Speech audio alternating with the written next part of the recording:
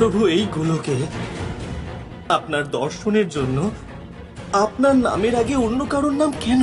প্রভু, ও তো শুধুমাত্র আপনার প্রেমিকা।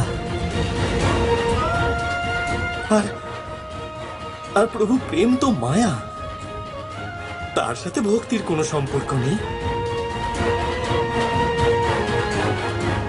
কে এই রাধা? আর আমি কেন নেব ওর নাম আমার প্রভু শ্রীকৃষ্ণের নামের আগে?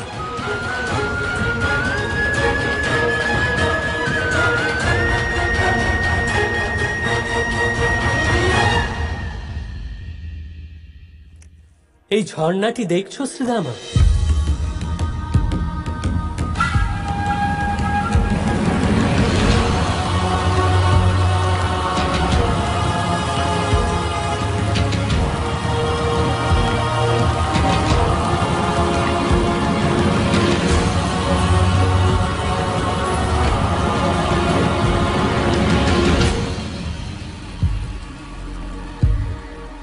কিছু বিচিত্র লাগলো?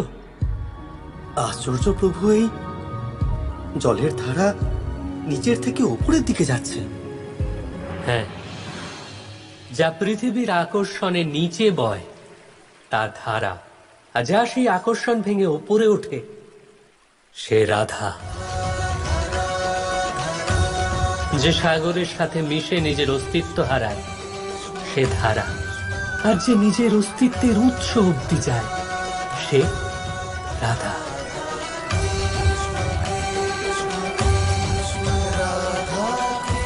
প্রতিটি নিঃশ্বাস যদি হয় কৃষ্ণ, তবে প্রতিটি প্রশ্বাস রাধা।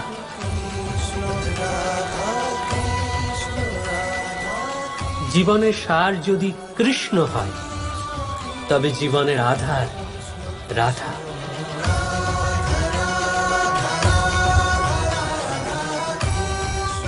এবার তুমিই বলো, আধারের থেকে কি সার বড় হতে পারে?